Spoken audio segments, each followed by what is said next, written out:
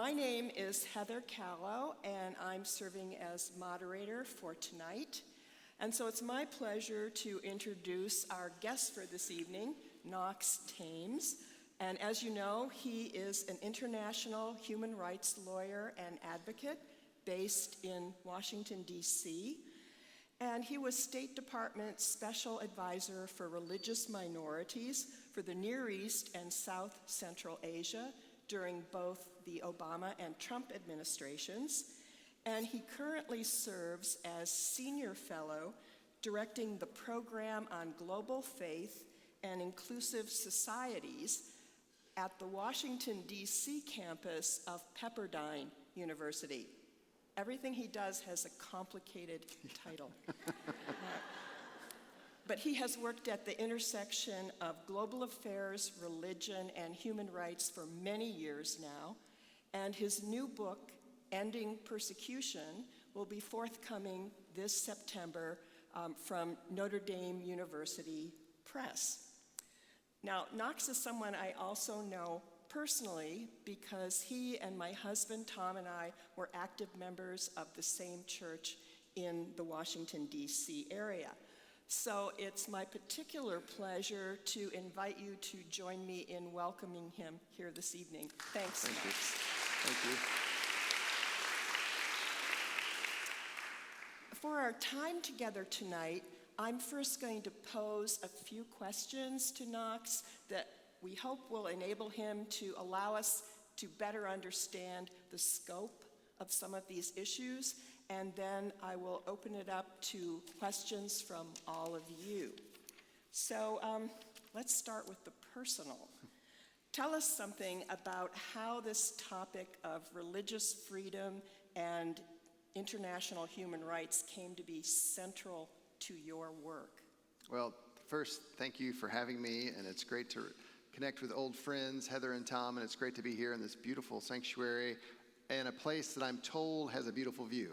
I'm taking your word on it tonight. But I grew up in a small town in central Kentucky, the son of teachers. There wasn't a lot of diversity in the part of the world where I was a kid in the 1980s. In fact, I later read that Kentucky was the second most homogeneous state in America at that time period.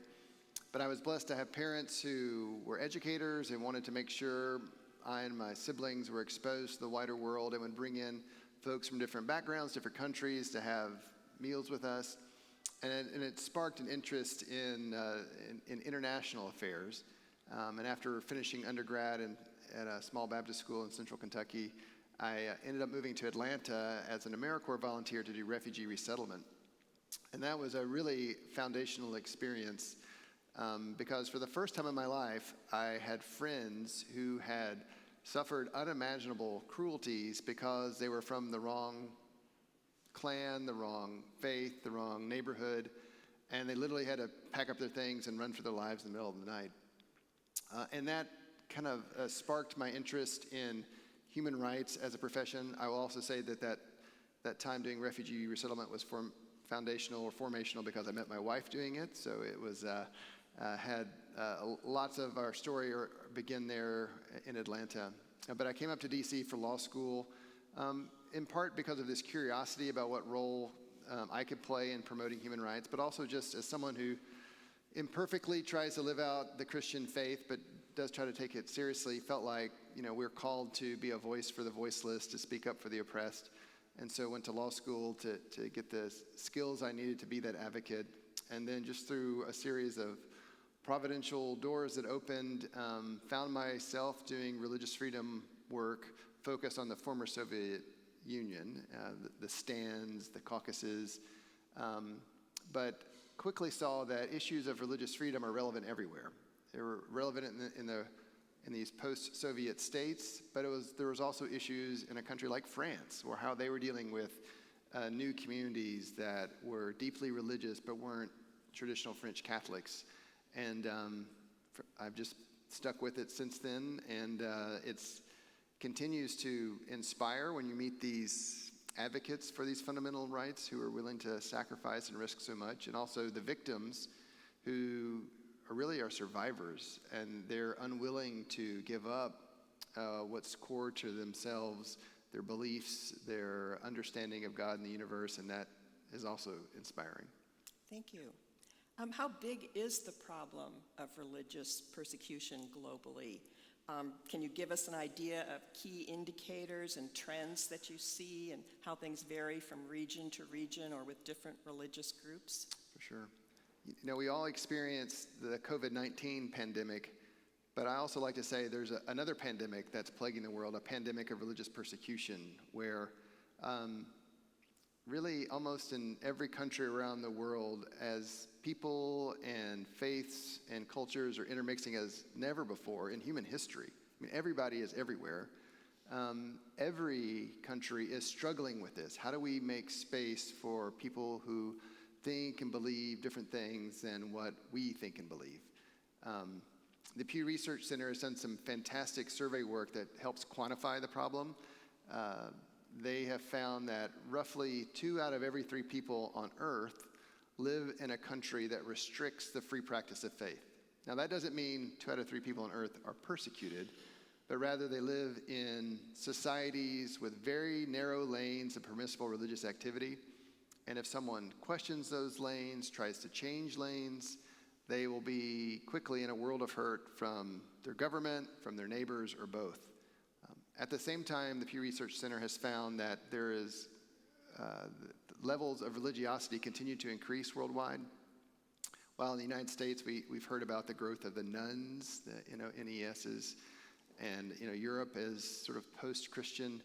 That's the exception for pretty much the rest of the world. And they've seen that 84% of the global community believes in God or a higher power. So 84% of our fellow human beings have a belief structure that give their lives purpose, meaning, direction. And for the remaining 16%, they also have a philosophical worldview that directs the way they live their lives. They just don't fit into sort of traditional boxes. So you take this rising religiosity globally with consistently high levels of religious restrictions, and that's a recipe for human rights abuses, violations, and human suffering.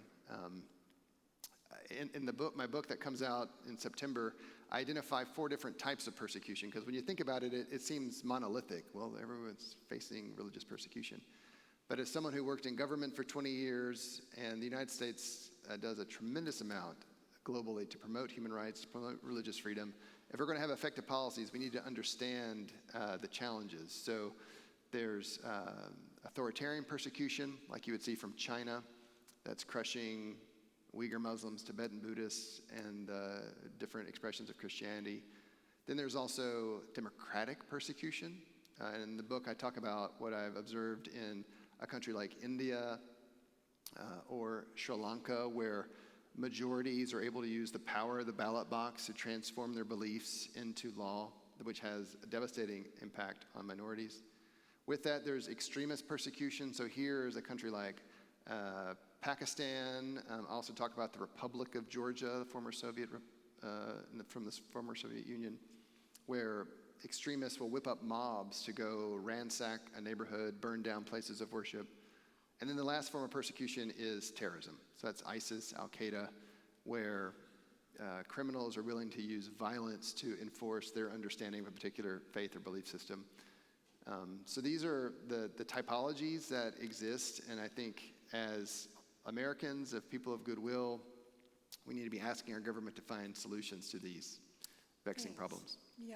You mentioned that 16% who would not subscribe to a religious belief, but do you find in countries where religious minorities are persecuted that other minorities like LGBTQ community members or atheists are also persecuted? 100%. One of the things I observed when I was at the State Department, and I spent a lot of time focusing on the Middle East, and in the religious freedom problem set, you'd have issues of conversion, people wanting to walk away from Islam, generally to join Christianity, but sometimes other faiths. With that, you'd have folks who would just walk away from organized religion altogether.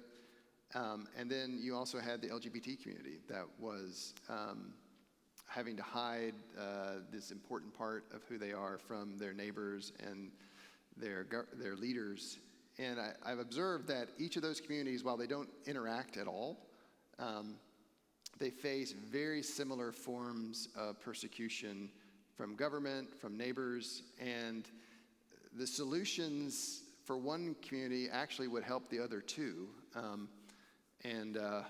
I was joking with Heather earlier, I was a civil servant, worked in government for 20 years, promoting human rights, but I didn't really have freedom of speech until I left government, because you have to say what you have to say when you're in government.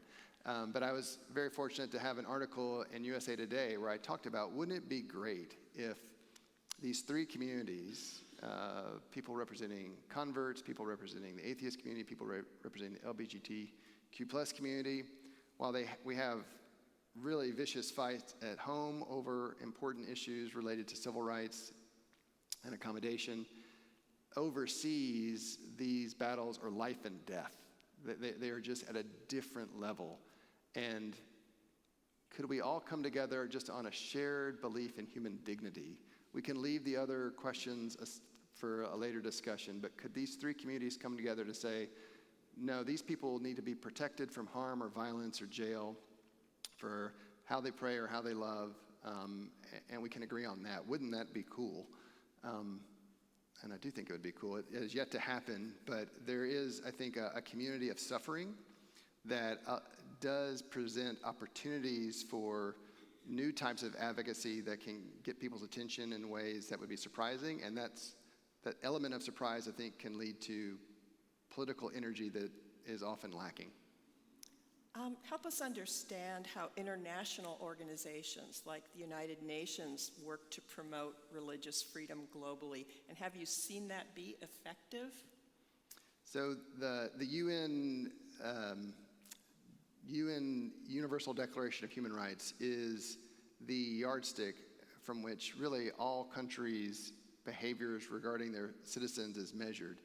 I'm here in LA. I taught a 3-day intensive seminar up at Pepperdine on international religious freedom, law, and diplomacy. And we spent a lot of time, I spent a lot of time lecturing the students about the foundations of international human rights law. And it starts with the Universal Declaration, which emerged out of the ashes of the Holocaust when the global community came together not too far away in San Francisco, where the First General Assembly was meeting, to create a sort of Bill of Rights for humanity, to enumerate, to enunciate things that as Americans we often take for granted, but for the rest of the world were shockingly innovative. And one of those provisions is about religious freedom, the right to have, choose, change faith, the right to share the faith, to meet together and worship, to educate your children in the faith. That was established through the Universal Declaration. And so when I was a diplomat and we'd be engaging foreign countries and urging them to do better, they would say, well, you're trying to import your First Amendment into our country. And I'd be like, no. The First Amendment has served us very well, but our circumstances and history are unique in many ways. But we both share a common commitment to the Universal Declaration of Human Rights. And so let's look at that and think how your country could uphold these provisions. And so by having that common standard, that benchmark, it does allow to understand if things are improving or if they're degrading. And then from that, over 50, 60, 75 years now, a whole panoply of tools and mechanisms have developed at the United Nations level that are pro-human rights. There's actually a special rapporteur on religious freedom that can travel the world to promote this fundamental freedom. There's the Human Rights Council, there's the Special Committee of the UN General Assembly. All these are tools and opportunities to promote religious freedom, to promote human rights. And while the United Nations for the big countries may not have as much influence as we like, for the small and medium countries, where a lot of persecution happens, having the UN engage can be life-savings. Eleanor Roosevelt, when she was talking about the UDHR, she was chair of the drafting committee. She led that effort in 1948. She talked about that human rights are best protected in the small places, in the local places, because that's where abuses often happen. And that's where I think the UN, its tools, its mechanisms, and its standards have been instrumental in creating a better world, not a perfect world, and we've got a long way to go, but without them, we'd be in a much worse position.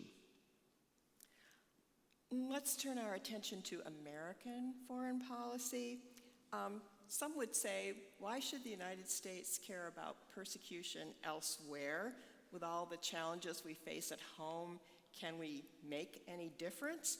And then others might say it's hypocritical of us to advocate for human rights globally when we have our own human rights violations at home. And also when our foreign policy choices are often driven by economic expediency rather than human rights concerns. How would you respond to those thoughts? Well, I've got a book coming out in September that'll answer all those questions. I will say, as Americans, we should all be proud that our country truly leads the world in the promotion of human rights, in the promotion of religious freedom. And I've seen that when we're not leading, when we're not present, there's an enormous vacuum that countries that are opposed to these ideals will step in to fill. China, Russia, Pakistan, and others. I think first, doing this work is a reflection of our values. We all know the foundational narrative of our country about people fleeing religious persecution in Europe, coming to these shores to find a place where they could practice their beliefs freely. Of course, our story isn't perfect. We had the original sin of slavery baked into our founding documents. We've continued to struggle with racism, anti-Semitism, Islamophobia. But I do believe while we're not a perfect country, we are a good country. And over our history, thanks to the courageous leadership of many brave Americans who have challenged us to live up to the ideals that were so beautifully enunciated in our founding documents, we have continued to grow space for human rights, for civil rights. And Dr. Martin Luther King, in his last book, Where Do We Go From Here?, he talks about this sort of tension that while the founding documents ignored the huge issue of slavery, he talks about how a firm foundation was laid that allowed him and other civil rights leaders to challenge the country to live up to these high concepts that were threaded through these documents from the beginning. So it's in our value. It reflects who we are as a people, that we want other countries that we partner with, that we deal with, to also treat their citizens in the way that we try to treat our own. But it reflects our interests. Countries that are willing to literally, like we see with China, put 1 million Uyghur Muslims in something pretty close to a concentration camp because they don't like how they pray, or is willing to colonize Tibet to try to erase Tibetan Buddhism, is willing to tear down churches that aren't registered properly. They're not going to be a good country to do business with, to have security relationships with, to rely on. If you're willing to kill someone for how they believe, why do we think they would respect a contract that was signed? And we also know that when religious freedom is not present, so many other ills start to grow that lead to extremism, that can lead to violence, can lead to terrorism. So religious freedom is where our values and our interests intersect. But this question of who are we to talk about this? And I would get that a lot. And it was a fair point.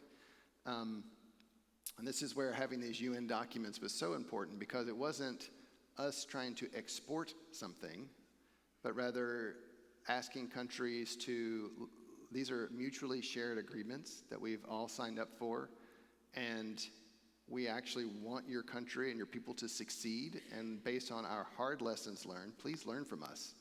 You don't have to go through the same ups and downs that we've experienced. Learn from us. From our experience, we know that you'll be better, more prosperous, more successful if you can take advantage of all the talents of all your citizens, regardless of race, ethnicity, religion. Now, oftentimes those arguments fall on deaf ears, especially when it's an authoritarian they don't really care about the long-term benefit of their people. They just want to be alive and in charge when they wake up tomorrow morning. That's their time horizon.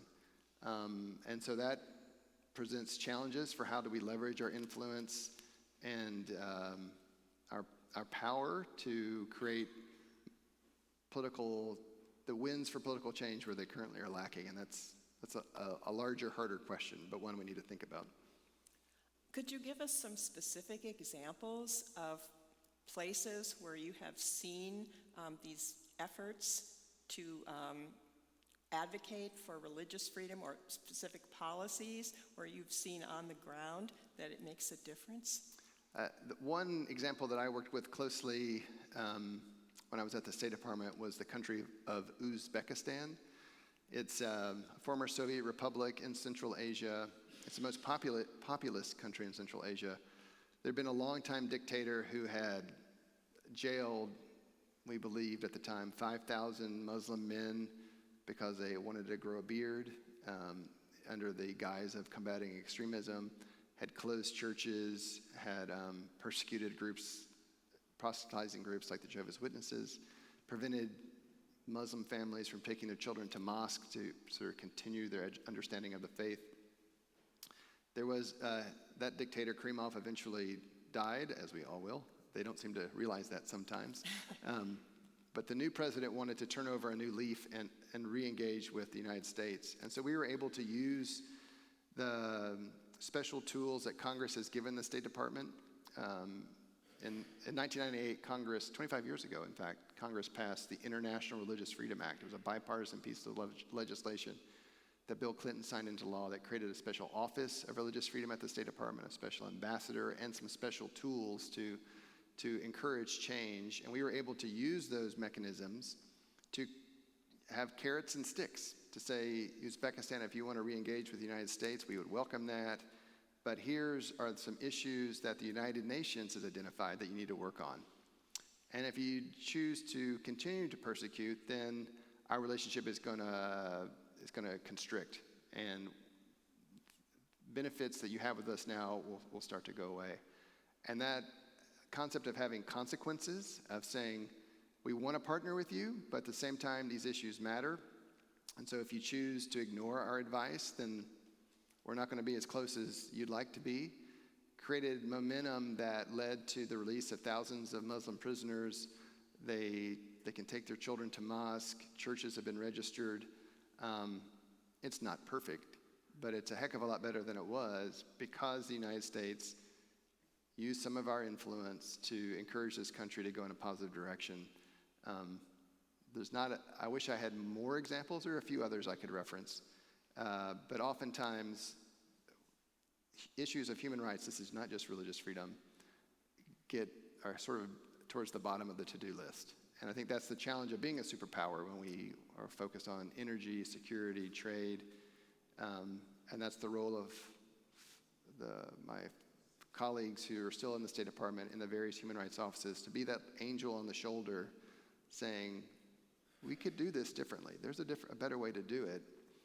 The challenge is there's a lot of devils in the policy details that seem to win, but that the fact that we actually have these debates still makes us pretty exceptional compared to so many other countries who would just rather make a buck and ignore this, or we actually try to bring our values into these conversations, which is complicated.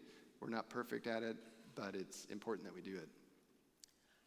What about those of us here tonight? I mean, what could we do as individuals or as members of faith communities to advocate for religious freedom or to help support persecuted communities overseas? Is there anything people like us can do? Oh, 100%. I mean, we're in a church, so I think the right answer is always pray, right? I put some little business cards out by the front door. I and my team, we've just launched this new website called Christians Against All Persecution to try to encourage believers in the United States primarily to think about, there's a lot of emphasis on the persecuted church, and that's a good thing, and I don't think we remember our persecuted brothers and sisters enough. But oftentimes it stops there, and I think we're actually called by Christ to be a voice for anyone who's facing religious persecution. So we've had this very simple website that provides a simple Bible study walking through the parable of the Good Samaritan about, who is my neighbor?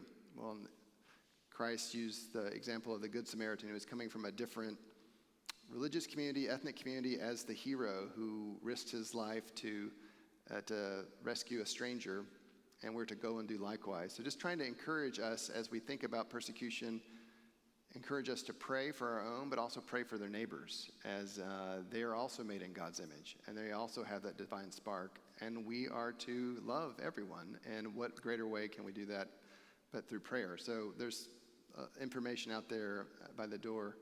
But then as Americans, we also live in the most powerful country in the history of the world, and a country that, as I've talked about, does advocate for human rights, does advocate for religious freedom. But in the 25 years I've been in D.C., I've seen interest from our political leaders start to wane a bit, and I think that's because they just don't hear about it from us in the pews. Congressmen do respond to their constituents, and for a while it was sort of assumed they'd all be for it, but I think now, 25 years after the passage of that landmark legislation, members have retired, they've lost elections, and we need to do what we can to encourage them to say, there's a lot an individual congressman can do. They can write letters to foreign heads of state, they can write letters to the Secretary of State urging action, and it's that kind of accountability from us can encourage our leaders to continue to have our country play this leading role. So prayer, advocacy, and then also, as I said, everybody's everywhere. I was at Walmart out in Fairfax County, Fair Oaks, you know where that is. And I was chatting with the lady at the cash register, and her name tag, I thought she was from the Uyghur community. So I said, where are you from originally? She said, China. I said, oh, are you from Xinjiang? And she was just shocked. That's the Uyghur region, that I knew anything about it. And we had a little chat. And that was a very simple way to give a little cool cup of water to someone had suffered a lot and whose family is still in harm's way, that I just acknowledged their suffering. And listening to the work of your congregation as a Matthew 25 congregation, trying to meet the physical needs of your community, I think that's incredibly important. Especially with so many coming in now. We are the hands and feet of Christ, and this is something where I can be better myself.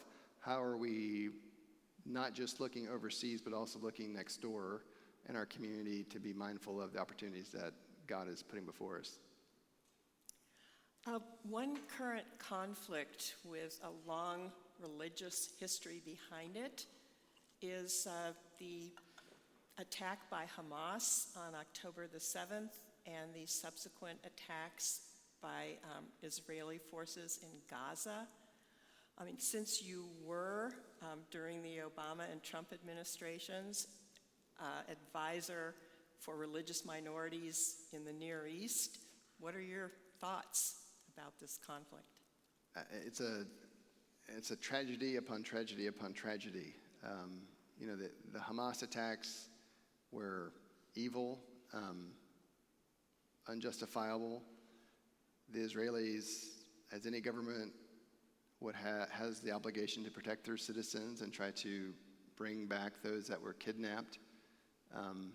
But clearly the response now has gone beyond any kind of military necessity to something that is bringing about a level of destruction that goes beyond what I think would be the appropriate response. I write on issues of religion and religious freedom, and I've thought about what to say. And the bright line is you don't take hostages, you don't kill civilians. But then with this crisis, the history is so layered, it's so multifaceted, it doesn't lend itself to easy responses. And I think also because the atrocities have been so stark on both sides, the middle ground is almost non-existent. And if these people are going to be living by each other forever, so how do we get past the hatred and animosity? And I think this is where religious leaders have an incredibly important role to play. There is a Middle Eastern church there, Protestant, Catholic, Orthodox. I was so impressed when the Catholic Cardinal Pizzaballa, actually offered himself up in exchange for the hostages. But what role can Christians play as peacemakers in this tornado of violence and devastation? What role can Muslim leaders play, Jewish leaders play to try to bring communities together? And there's no simple answer at all. But I think it's always referring back to not losing sight of the individuals who are suffering on both sides. It's not balanced, but there's certainly hurt on both sides. And if we pretend one side doesn't hurt or one side's pain isn't legitimate, then we're never going to see an end to this. I think at this point I'd like to open it up for questions from all of you. And I have here Tracy King Ortega with a handheld mic. And if you have a question that you'd like to pose to Knox, please just raise your hand and she'll come and you can ask your question.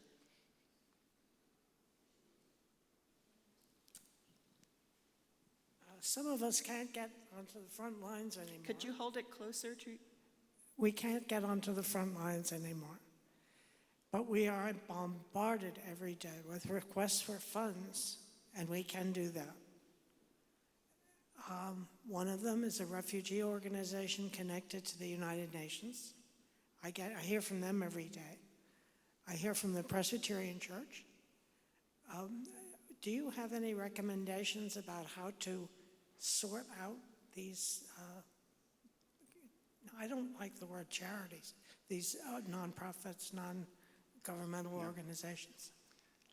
I think, because the world is on fire and there's so many needs, and there's never enough resources to meet the crisis at hand. My wife and I feel the same way. There's like flyer after flyer we get with these causes that are all equally worthy. There's not a real easy answer to that. I think it's just, what's the one that resonates with you? What's the one you feel led to support? And then to encourage your friends who, I think Americans, because we're such a big country, we're often insulated from the harsh realities that so many other humans experience. If you have a passion for an issue like refugees and you trust the United Nations Refugee Council or a group like World Relief or Lutheran Social Services or Catholic Relief Services, who all do excellent work, get to know them and then to talk about it with your friends. I think that's the advice I would have. I think there was a hand back there, Dave. Yeah.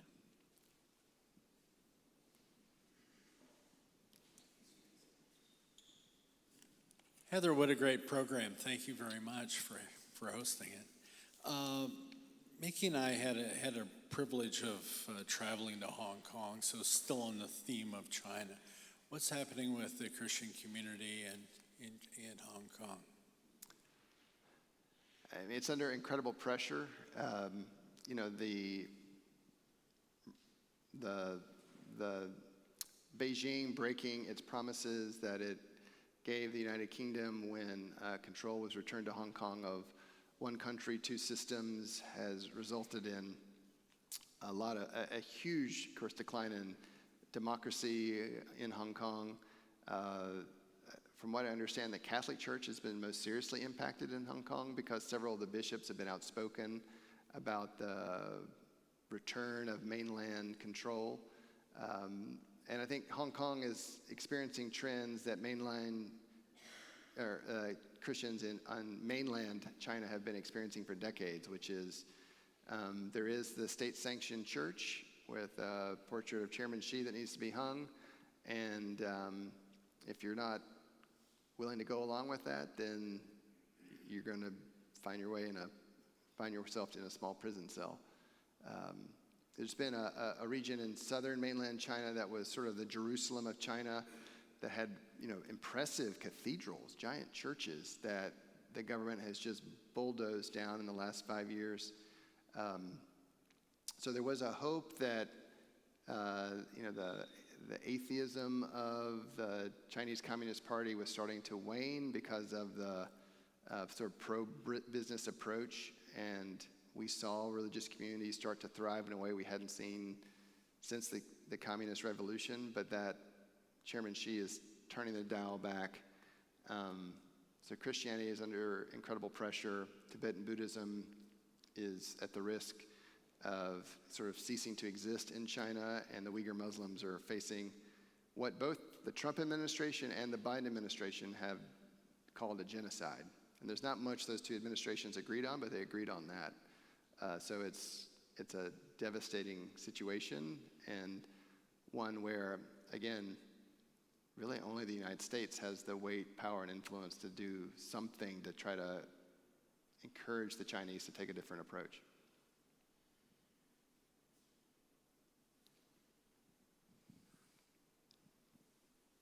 Thanks so much for this program. Taking the religious theme from China and turning it on its head for a moment and bringing it back home, Christianity in this country has certain elements that we refer to as Christian nationalism, where the Christian forces themselves would like to bring that a unique Christian view into the government, as opposed to China, which is taking a non-Christian view and eliminating it. Could you comment on that, please, on Christian nationalism and where we are in here? Because some people see the hands and feet of Christ very differently than the way I know you referred to them earlier. I always like to focus on sort of the founding messages of key leaders in our early republic. So, George Washington has the famous letter to the Truro Synagogue, where, when he was in his first year of his presidency, he did a tour, went up to Rhode Island, and the warden of the synagogue, which I think is something akin to the rabbi, but they didn't have enough for a quorum, wrote President Washington a letter of greeting to the town. And I find it interesting that Washington wrote him back, because, the Jewish American community is a minority, and it was really a minority then. But the fact that Washington, who is very mindful of his role as an example and setting precedent, had this great response. It's worded in sort of the archaic rhythms of the 1700s, but he talks about how, every American should experience equal citizenship regardless of their beliefs. And that was a public letter. And then later, someone who's lived in Virginia for a quarter of a century, very proud of Thomas Jefferson for some things, other things less so. But, one of his passions, his three big passions, were the Declaration of Independence, creating the University of Virginia, and these are listed on his tombstone. And the third issue is the Virginia Bill for Religious Freedom, which he wrote as his beautiful opening line that God hath made man's mind free. And that became the foundation for our First Amendment. But things weren't always perfect, and when he was president, he received a letter from Baptists in Danbury, Connecticut, complaining that in Connecticut, the Congregationalist faith was established, and they were being discriminated against because they were Baptist. And this was an issue that Jefferson was very familiar with, because Baptists in Virginia had been persecuted by the Church of England when it was the established faith, which led him to write that bill for Virginia. And so in his response to the Danbury Baptists, this is where he talked about, explained the meaning of the First Amendment and this idea of a wall of separation between church and state. And I think this has been misconstrued in recent years to be something that it's, he didn't really mean it, or it's trying to keep religion out of the public space. And I actually see it as something that was allowing, two gardens to grow, whereas government could operate freely without the influence of ecclesiastical leadership, and faith could grow and flourish without the interference of government, and then both become stronger. It's not to say they wouldn't interact, that it was a wall all the way to heaven, but it protected each. So what does this mean for us today? Well, I think this is where we are a faithful nation. People of all faiths and none bring their beliefs into the workplace, into their daily lives. But I don't think it's correct to say we're a nation that's majority Christian, but we're never a Christian nation. Like that was a decision the founders made. The only reference in the Constitution to religion is to say there shall not be a religion test for the presidency, and that's not accidental. This question of Christian nationalism, I like to point back to these sort of key moments in our history that presented a different way, a way that I think we've generally lived by that has really benefited our country.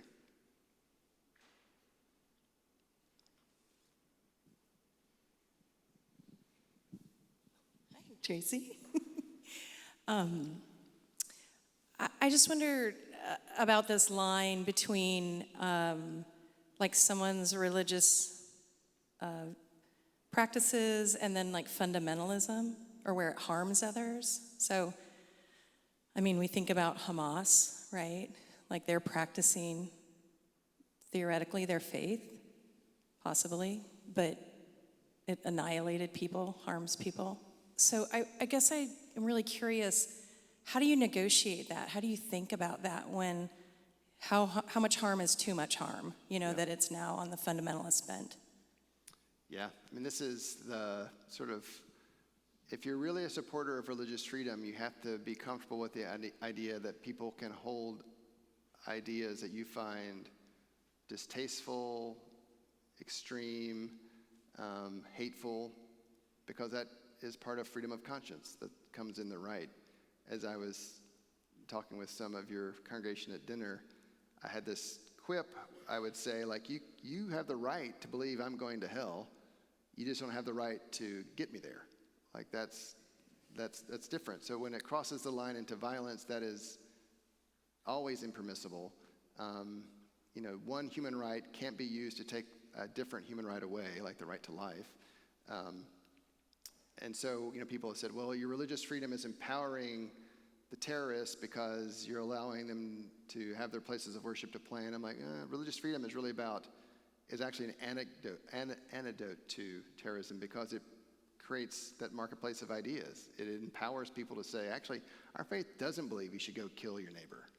Our faith maybe views them as having something that's not ultimately true, but we shouldn't kill them.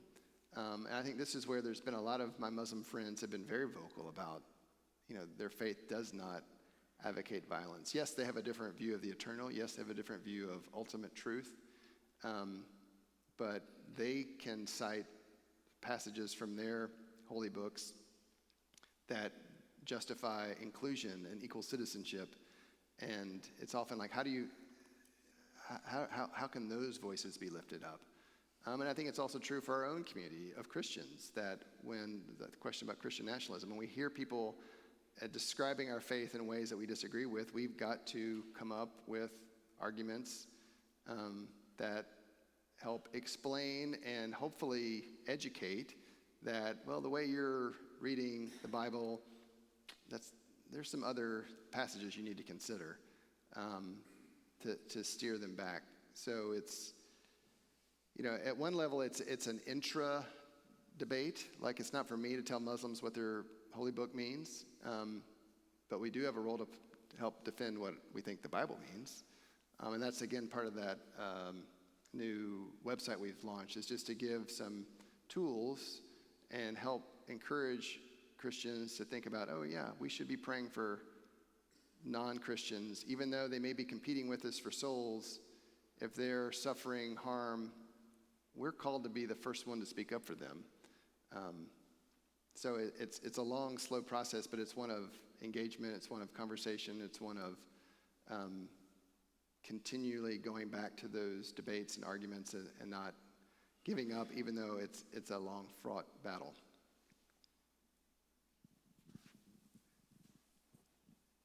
Do you have a particular source that you go to for finding out what's going on in the world? I've heard that the church, the underground church in China is flourishing because of the persecution there.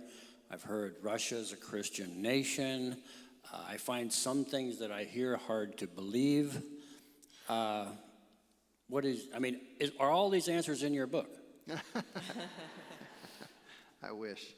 As you were saying that, my first thought was, today, because of our fractured media landscape, I often think, like, I'm trying to triangulate. On my desktop, I've got the Washington Post and the Wall Street Journal, and I read both. And that helps me figure out, okay, what's going on. There are different perspectives, different, people, every journalist has biases based on their lived experiences. And that's just on the general news. As it relates to religious freedom, there are a variety of organizations. Open Doors, which is focused on the persecuted church, does something called the World Watch List that they issue every year. And it's a very credible survey of the persecuted church. If you want to go a bit broader, there's a group out of London called Christian Solidarity Worldwide, CSW. They, out of their Christian motivation, they do advocate for all. So they can give you the latest on sort of the hot spots around the world. And then the U.S. government's reports on religious freedom. The State Department, this office I used to work in, the Office of International Religious Freedom, they write a report on every country in the world except our own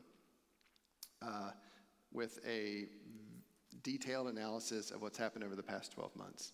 It's not like literature. It's not, super engaging reading, but it's become the gold standard that other governments refer to the State Department reports on what's happening. And if you're wondering who reports on us, well, that's not the State Department's job. That's left to the Department of Justice and the FBI, and they have a hate crimes report for our country. So it's not like we're getting off the hook there. But so State Department for a global perspective, Open Doors for one specific to Christians, Christian Solidarity Worldwide, which can give you a bit wider aperture on some very specific countries.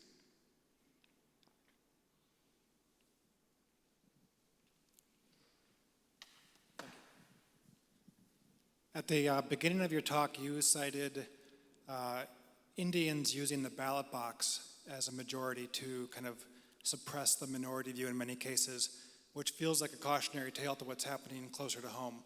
Could you say a little more about the Indian example you gave? I'm really concerned about where India is going under the leadership of Prime Minister Modi, and I'm concerned about how both political parties here have sort of turned a blind eye to how he's leading the country down a path we wish he wouldn't take.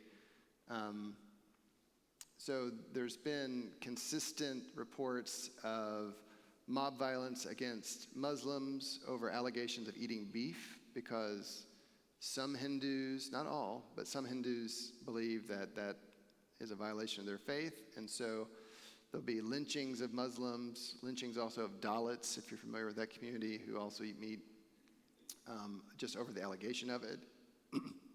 The police do nothing, do absolutely nothing. For Christians, it's not quite as violent, but you see churches being closed around the country, especially in provinces where Mr. Modi's political party, the BJP, has a majority. And these issues seem far away, but because of India's just immense size, a lot of people are impacted. I love the statistics of India. So the largest state of India is Uttar Pradesh. Has like 230 million people in the state. So it'd be the 5th largest country in the world if it were independent. Christians in India, I can't remember the percentage, but their numbers are about 30 million, which is like less than 6% of the population. But that's more people than live in Australia or in the Netherlands. So these challenges in India impact huge numbers of people just based on the size of the country. And yet it's been a bipartisan tradition to sort of ignore this. India is, by some foreign policy experts, is the ultimate counterweight to China because it's democratic, it's pluralistic, but it ignores the way that Prime Minister Modi has played on these themes of sectarianism, to see the passage of laws that denigrate Muslims, denigrate Christians, that creates a climate of impunity where minorities have to fear for their safety and can't rely on the police to protect them. And I've written some articles about this, sort of asking, like, what happens if India starts to look more like China? That's a huge setback for U.S. foreign policy, both as a values issue and a security issue. And that's a huge win for China. So we should be pushing our democratic friends, India, to do better. But when Mr. Modi came to Washington 6 months ago, he got a state dinner. He was allowed to address Congress for the second time in like 10 years. Standing ovations from both sides of the aisle. And that's the wrong message we need to be sending. We need to be saying, you know, we'll talk. I want the United States to be friends with everybody, but we're only going to be best friends with countries that take these values issues seriously. And right now, Mr. Modi's not. But we missed an opportunity during his visit to convey that in a serious way, unfortunately. And I think the trends are going to continue to go down in the wrong direction.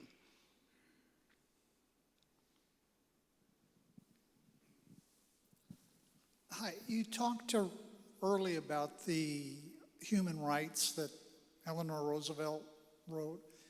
Is that document updated periodically? And do nations sign off on it, like the Geneva Convention, that, yeah, I'm a signer to this? Or do we know who supports it and who doesn't? So Eleanor Roosevelt was in charge of the drafting committee for the Universal Declaration of Human Rights. And in the UN system, declarations are non-binding, but it was the first declaration the General Assembly passed on December 10th, 1948, and no country voted against it. So it has immense moral authority, but it's not technically binding in a legal sense.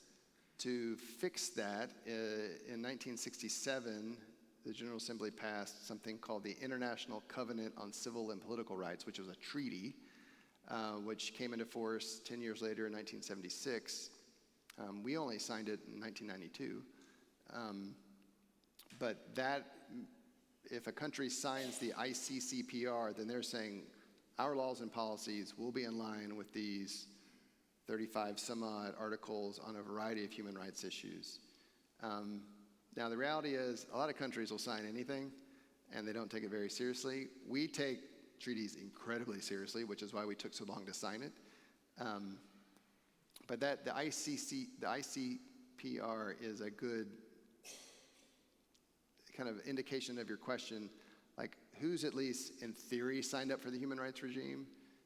If they've passed this and ratified it, then that's a starting point. Then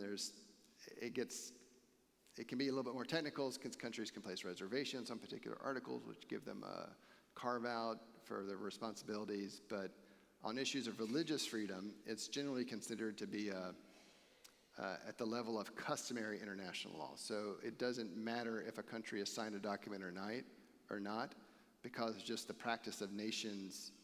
People shouldn't be killed for what they believe. Like and theoretically, we all agree with that.